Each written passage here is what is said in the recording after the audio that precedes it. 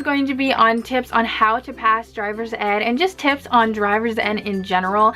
These are really good tips. I have my license, so I know that these tips are definitely useful and that could actually help you. So let's just get on into the video, and yeah. So the first tip is to pay attention in class, because there is going to be a test at the very end of your class part of your driver's ed, and you definitely do not want to fail that.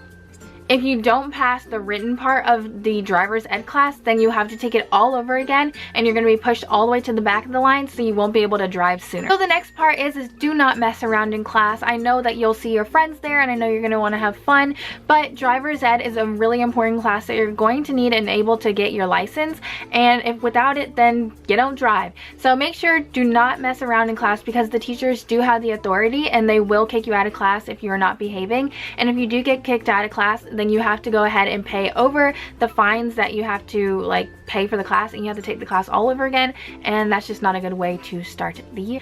The next tip that I have for you guys is to bring a really good lunch. I was always hungry in that class. I remember I would bring like a peanut butter and jelly sandwich and chips and a drink, and that would kind of get me, but some days I would just bring like a peanut butter jelly sandwich and some crackers, and that would not fill me up. Now of course I may be different from other people, but that class is a really lengthy long class, at least during the summertime, or no, at least during the summertime. It's a really long, it's like 4 hours I would say.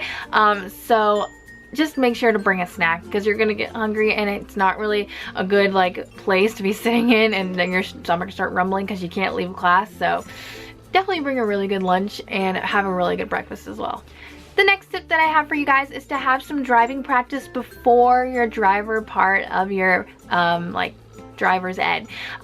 You definitely want to be able to get behind the wheel and drive around a little bit before your test, or your driving test, because if not, you're going to sit in that driver's seat on driver's ed day of the first day of driving, and you're going to be like, well, what the hell do I do now? You're going to be like, what does this lever do? What does this switch do? What does this button do? And you're going to be really lost and really confused, and it's just not a good way to start it. You don't want to be stressed, especially when you're behind the wheel of a car, a humongous vehicle that can hurt people and you know, be destructive. Yeah, so definitely have some practice before, whether you go kind of in the evening time and you go drive around like a parking lot, or I go to like, or where I went is I went to my high school on like a Saturday since nobody's there, and I just drove around like the senior and junior lot, and I just practiced like pulling out of a parking spot, parking, backing up, you just get some practice.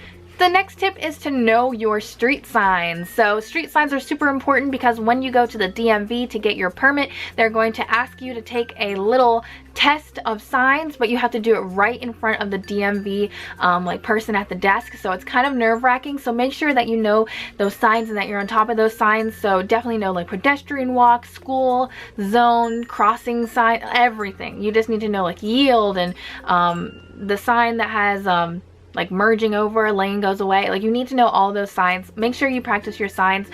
They should be online, and just type in like whatever state you're in, like North Carolina permit sign test. Type that in, and it'll probably have like signs that are like that you'll need to know, so make sure to do. And the very last tip that I have for you guys is to go online. I kind of just touched on that subject, but go online and type in like North Carolina permit test questions, and they'll give you like a little sample, or some people will go on there and be like, listen, I had this question on my permit test, make sure you know it, and just all that stuff. There's really good online tests that will actually really help you. So just go ahead and type in whatever state you're from, and then type it permit test questions. You can also type in like practice quiz, and so many different options will come up. I spent at least an hour and a half almost every single day until I took my permit test, and I just took all those quizzes, and it really did help.